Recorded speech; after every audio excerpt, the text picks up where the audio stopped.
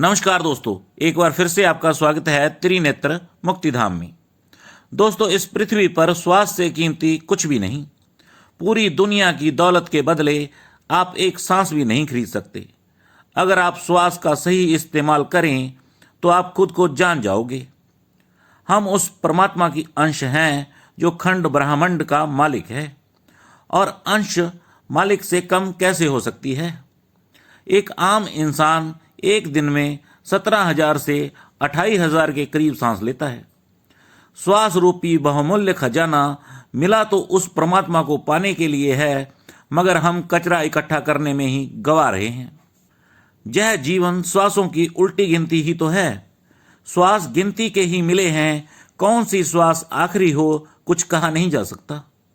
और जिस व्यक्ति को 20,000 श्वास का घाटा हर दिन होता हो, वो आदमी चैन की नींद कैसे सो सकता है। अगर किसी को कारोबार में 1,000 रुपए का घाटा रोज पड़ने लगे तो वह काम छोड़ देगा या तो कंगाल हो जाएगा। रोज रोज का घाटा कंगाल कर देता है। समय रहते ध्यान को अपनी दिनचर्या का हिस्सा बना लो। अगर 1-2 घंटे नहीं तो आप 10-15 मिनट से शुरू कर सकते हैं, क्योंकि 2 घंटे बैठकर भी अगर आप अशांत हैं तो इसे ध्यान मत समझ लेना। शांत होकर अगर आप 10 मिनट भी ध्यान में बैठ जाएं तो 2 घंटे से ज़्यादा महत्वपूर्ण है, क्योंकि ध्यान को प्रकट होने में समय नहीं लगता। वह घटना तो कभी भी घट सकती है, अभी घट सकती है, इसी पल घट सकती है। बस खुद को खाली करना होगा। जैसे ही इंसान खाली यानी शून्य होता है, परमात्मा के प्रकाश से भर जाता है, और जिसने उस प्रकाश को देख लिया वह फिर संसार की तरफ नहीं देखता। एक बड़े गजब के संत हुए रजब किसी युवती के प्रेम में थे। विवाह का दिन आ गया, बारात सजी। रजब घोड़े पर सवार, मोर बांधा हुआ सिर पर, बाराती साथ हैं, बैंड बाजा है, इत्र का छिड़काव है, फूलों की मालाएं हैं, और बीच बाजार में अपनी ससुराल के करीब पहुंचने को ही थे। 10-5 कदम शेष रह गए थे। प्रेमिका से मिलने जा रहे थे। प्रेम तो तैयार था, जरा सा रुख बदलने भर की बात थी। यह मौका ठीक मौका है। लोहा जब गर्म हो तब चोट करनी चाहिए। एक तरह से देखो तो यह मौका एकदम ठीक था कि अचानक घोड़े के पास एक आदमी आया। उसका पहरावा बड़ा अजीब था, कोई फक्कड़ दिखाई दे रहा था। बारात के सामने आकर खड़ा हो गया और उसने गौर से रजब को देखा। आंख से आंख मिली, वे 4 आंखें संयुक्त हो गई। उस क्षण में क्रांति घटी। वह आदमी रजब के होने वाले गुरु थे, दादू दयाल जी। और जो कहा दादू दयाल जी ने, वे शब्द बड़े अद्भुत हैं। उन छोटे से शब्दों में सारी क्रांति छिपी है।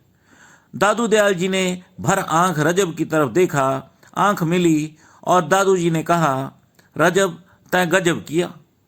सर पर बांधा मोर, आया था हरि भजन को, करे नरक की ठोर। बस इतनी सी बात, देर ना लगी, रजब घोड़े से नीचे कूद पड़ा।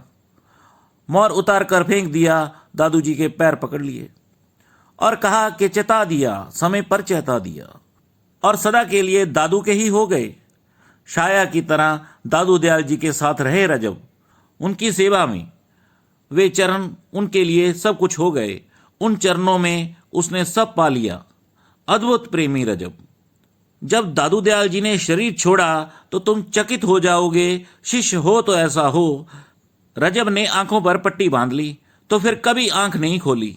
कई वर्षों तक रजब जिंदा रहे दादू दयाल जी के मरने के बाद, लेकिन कभी आंख नहीं खोली। लोगों ने लाख समझाया, ये बात ठीक नहीं है। लोग कहते कि आंखें क्यों नहीं खोलते, तो रजब कहते, देखने योग्य जो था उसे देख लिया, अब देखने को क्या है।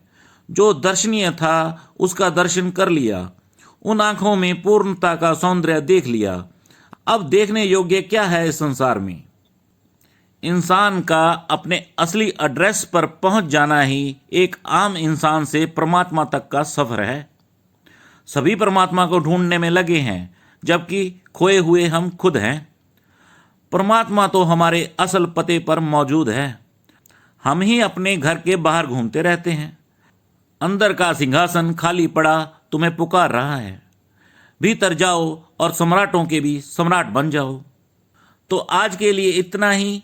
चैनल को सब्सक्राइब करना ना भूलें ताकि हमारी आने वाली वीडियो आप तक आसानी से पहुंच जाए। भगवान जी आपको हमेशा स्वस्थ और खुश रखें। नमस्कार दोस्तों।